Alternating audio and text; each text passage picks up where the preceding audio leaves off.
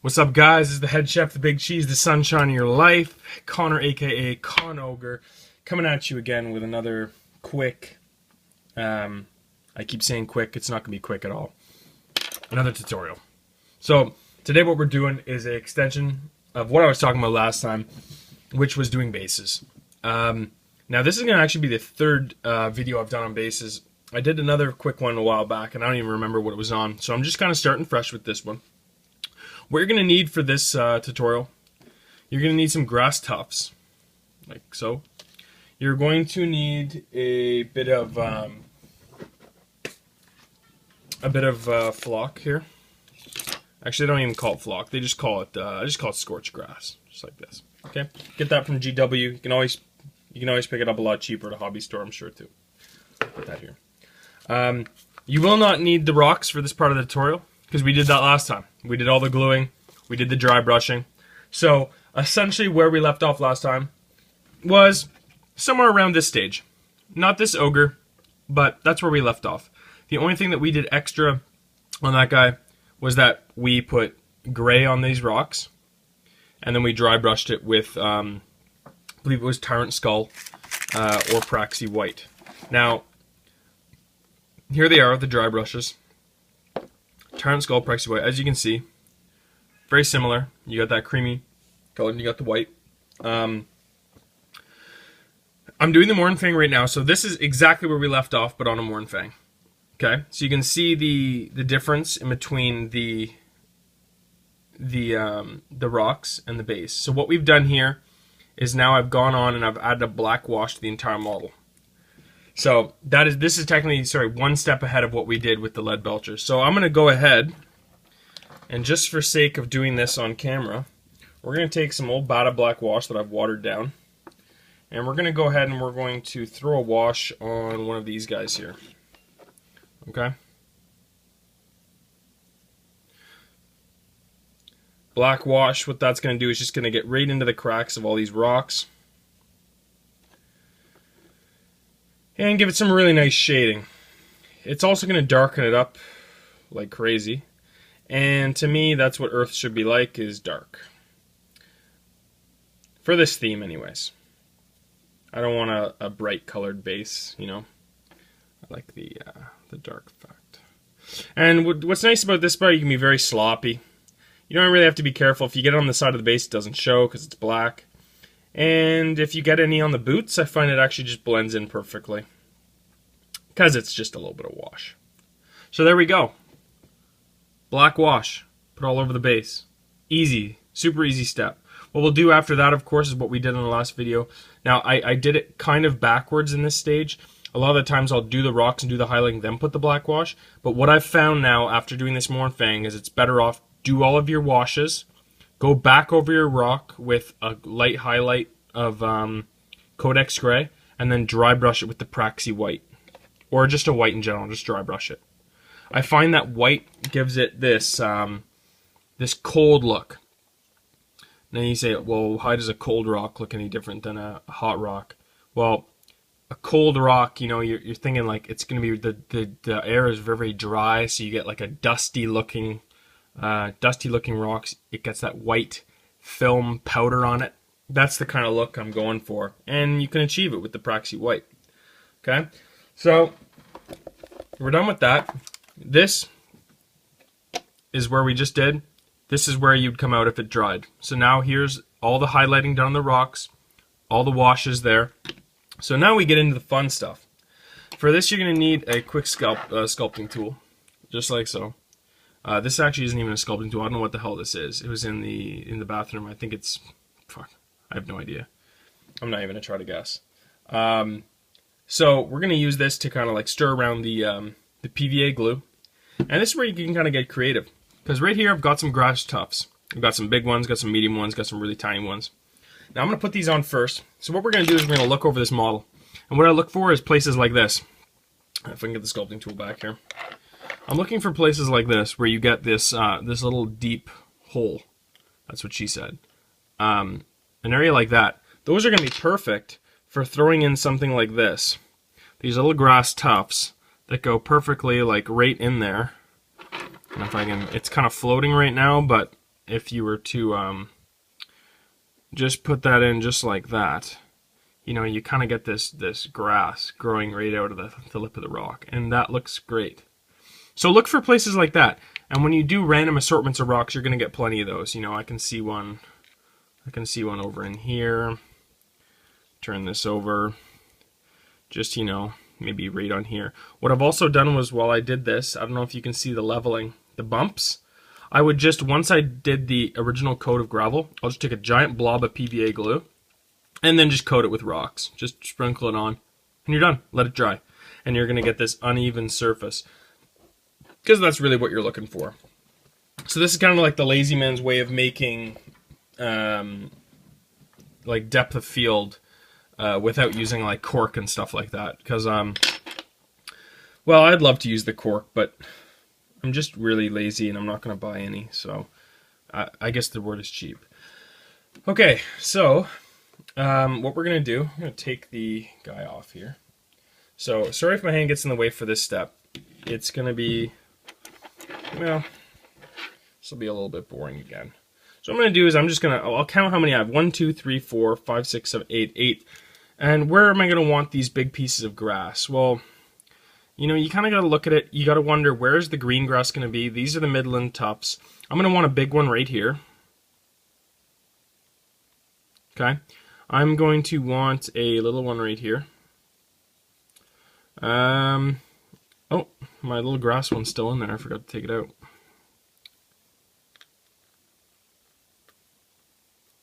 There we go.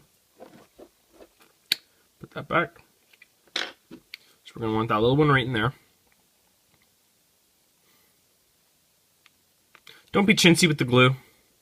It's alright. It'll all come out fine. We'll put a big one over here.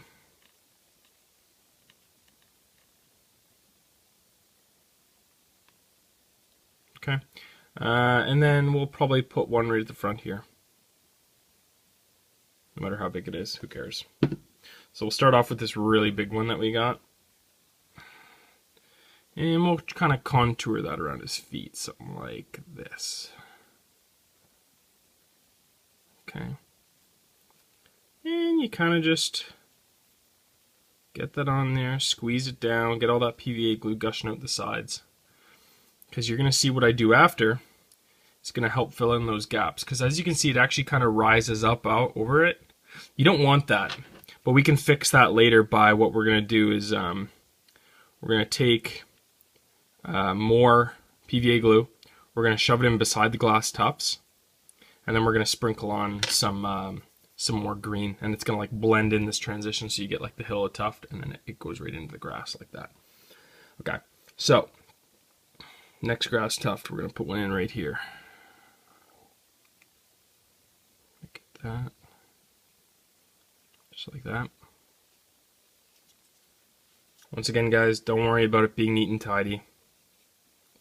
Stuff dries clear. Put one in there. Gonna take one of these teeny weeny ones. Got one stuck on my finger. There we go. Put one right in there. Just like we were talking about.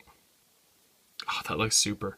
Those ones that are just coming out of the cracks of the rocks, they just look awesome. Put a little small one here. Okay. And then we got a medium one for right here.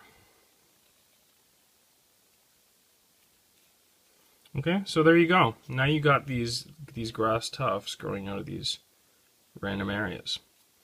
I didn't actually add as much as I would have liked to, so I'm going to take this last big one that we had. Add a little glue right here.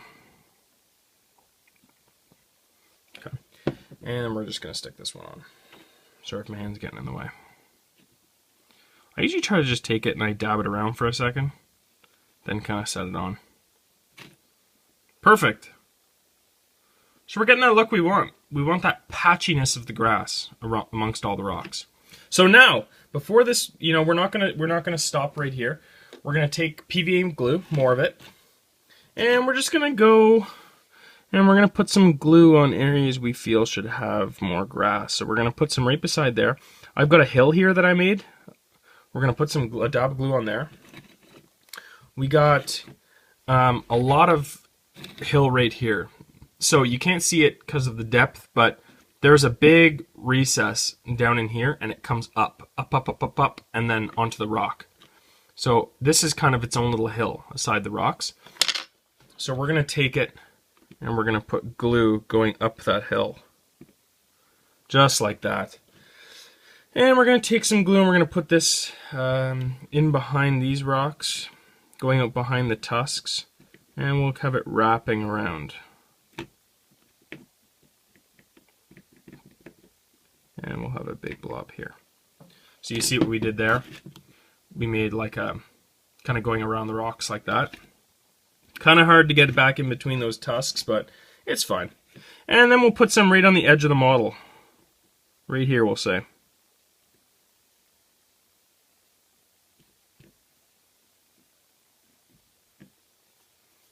Okay, easy, so easy. So now we're just going to take this tool, and we're going to take it, and we're just going to spread that glue around a little bit. Kind of do it sporadically. Take some, pull it out into little strands.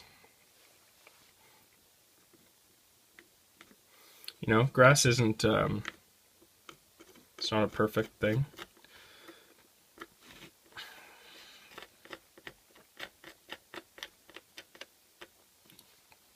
So these Mournfang are sensational in the field. Now, I haven't played too many games, as you guys know, but the one game I did play, I did field Mournfang. It was a 500-point game, and I had Mournfang and a Bruiser with some Iron Guts, basically. That was my army. AJR, the guy I was playing against, he brought out some Lead Belchers, a couple Lead Belchers,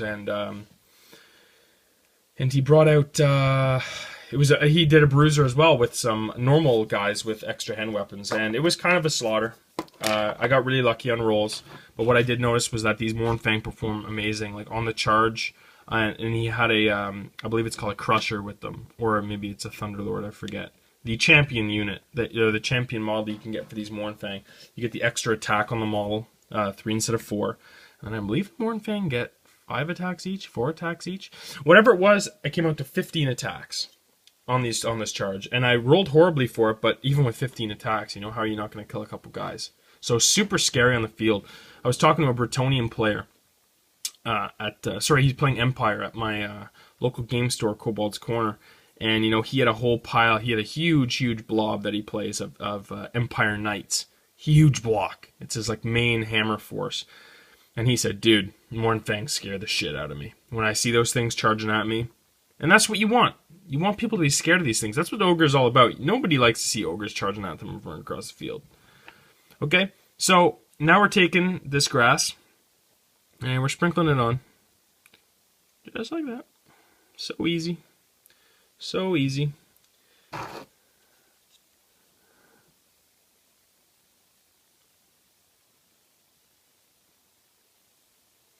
I even go and I just drop it over top of the tufts that I've already done. Because what it's going to do, it's going to stick to the glue that was sticking out of the side on the off chance.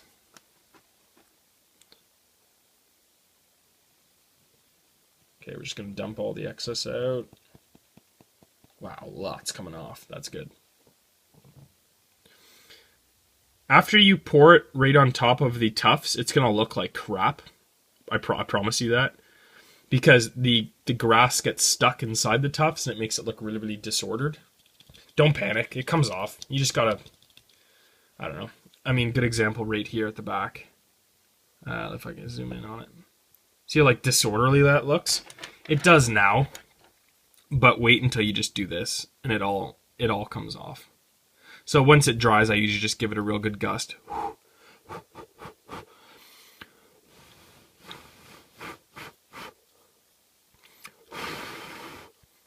That's all. The reason you have to blow on the grass is I find it makes it stand up. I've heard that many times from many different people. It is true. It works. So, please do.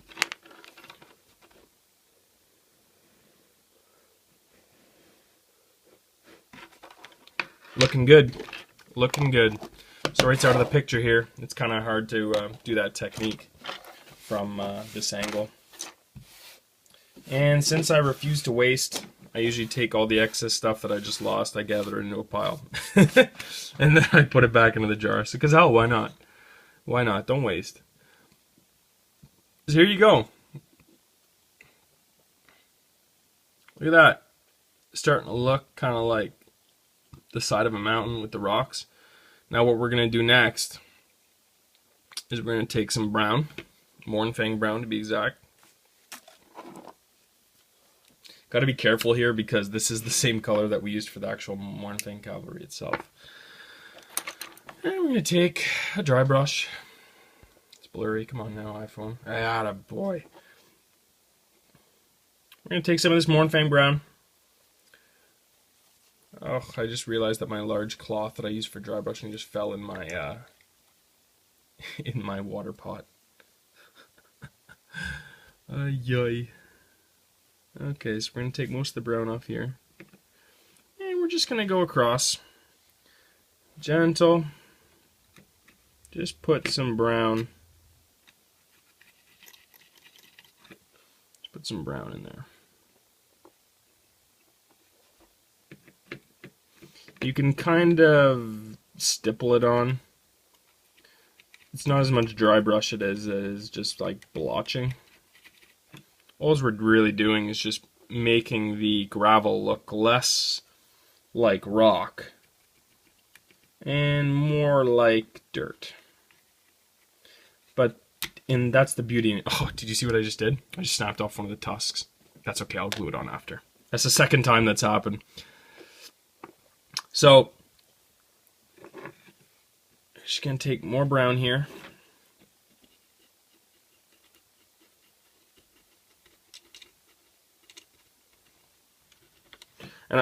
And when you go across like this, you notice other areas. Like right here, I probably should have put some grass on there too, and I will.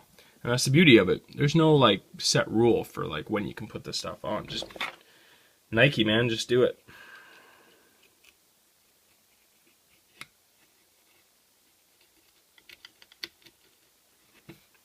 When you're going across like this, you're going to pick up some stray tufts on your brush too. Ideally, you'd want to wait for this step. In a perfect world, I mean, but not everyone has that time on their hands, so you can just go ahead and do that while it's trying to dry. You just kind of got to be careful not to run over everything that you just did. Just kind of skim across, okay? But you can see already. Okay, so with that brown done, we're going to take some, if I can find it,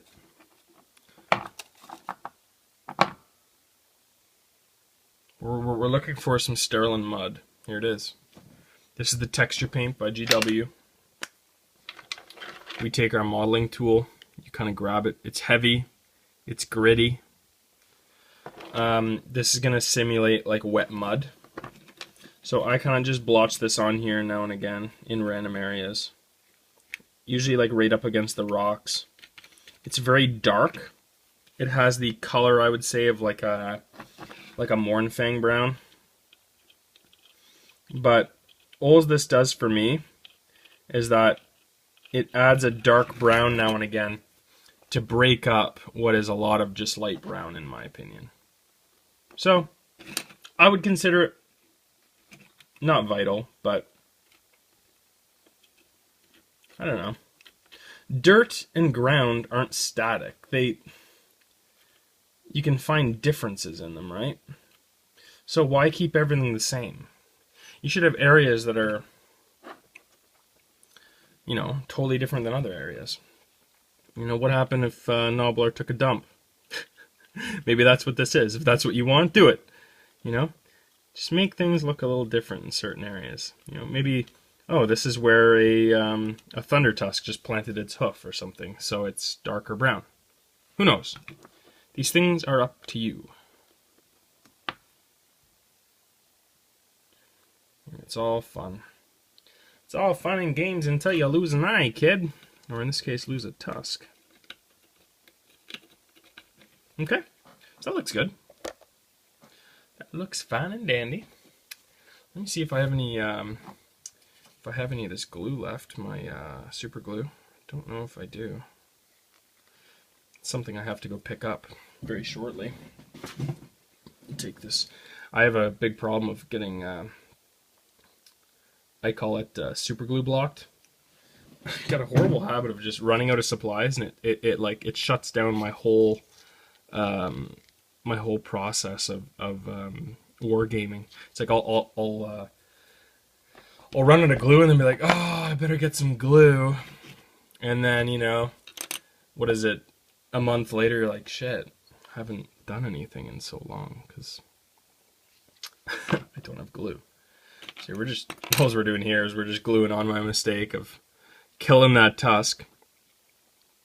Which brings me, you know what, I was just looking on another guy's Noblog, and I'm forgetting the name off the top of my head or where I saw it. They did Mournfang, but no tusks. And you know what? They look damn good. They look damn good. Kudos to you, sir. I might have to do this off camera, I'm not sure. It's proving to be like kind of difficult. I thought it would be easy. The last one was. Yeah, I'm not sure, guys. I'm not sure.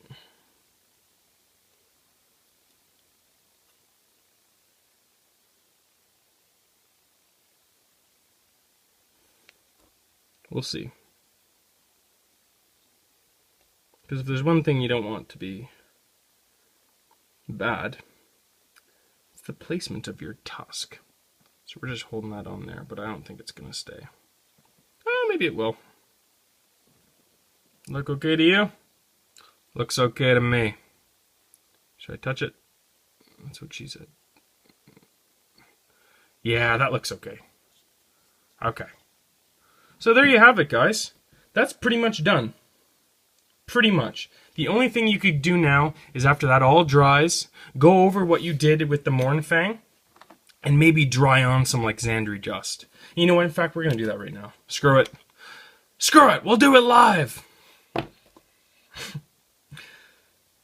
Again, all we're doing here, adding a little bit more depth. That's how ground should be. You look at the ground, you don't just see one color, you see tons of colors. So we're just going across and we're just dabbing this on. A little bit of Xandri Dust here and there. Easy step. My God. And, you know, the more colors you add, the better it looks, in my opinion. To me, the good example is an Iron Blaster. Iron Blasters are so intricate, they got so many damn pieces on them, that by the time you add up all these colors together, even if you're a bad painter, the damn thing still looks good. I don't know if anyone else has noticed that, but people get scared off by models that have rich, deep details. Like the Iron Blaster, for example. Let me get the cannon for it. It's sitting around here somewhere. Figures I wouldn't have it on hand, because I'm Connor and I don't come prepared. That's what I do. Here it is. Something like that. I mean, God, look at the detail on that thing. You can't screw that up. I mean, just lather that thing in brass, throw on some Griffin sepia, dry brush with a gold, perhaps. I don't know if you have it. Like, dry brush it with a dry brush golden Griffin. Or you don't even need to dry brush it. Just do an edge highlight with the original color after you've gone with the Griffin sepia, mixed with some Bada black maybe. Bam! Throw on some like on these plates there that they've slabbed on. Throw on some lead belcher, black wash. I mean, you can't screw that up. It would look amazing either way. Detail. That's where the washes are going to do all the work for you. And it's the same thing with all these large models, like an Iron Blaster. This is what the example was. Where I was going with that, who the hell knows, but I think it's valuable advice. So there you have it. And, you know, we put that up beside maybe some guys that are finished. Let's take two of my dudes.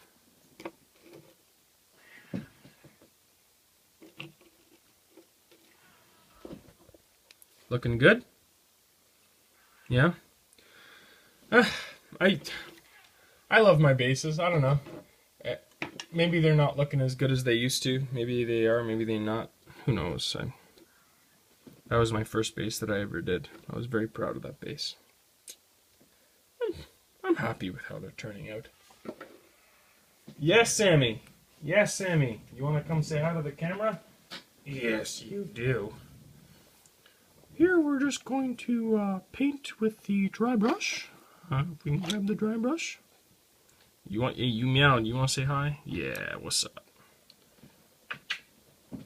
Alright.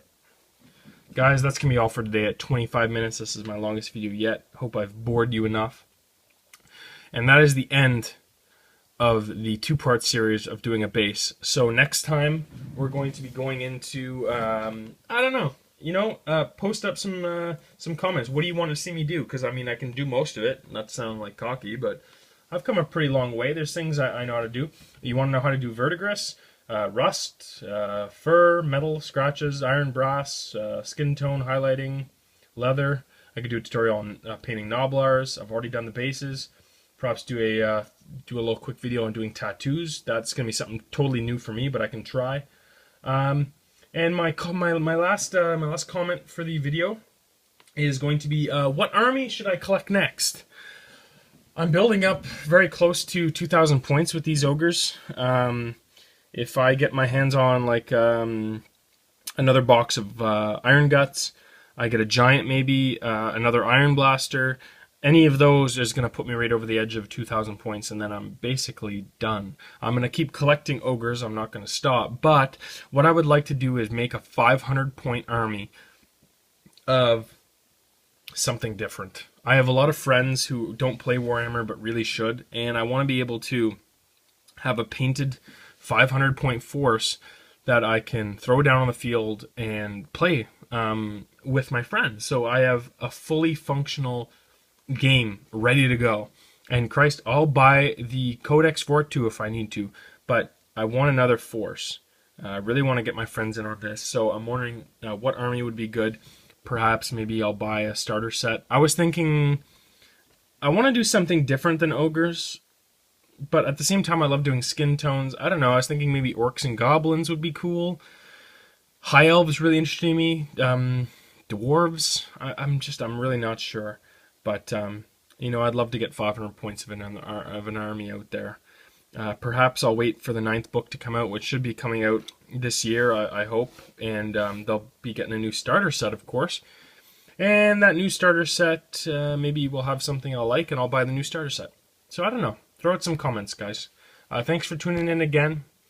28 minutes. I really envy you guys if you can watch this whole thing. I know some of you do. And I respect that. Thank you very much. But anyways, take care, guys. Cheers.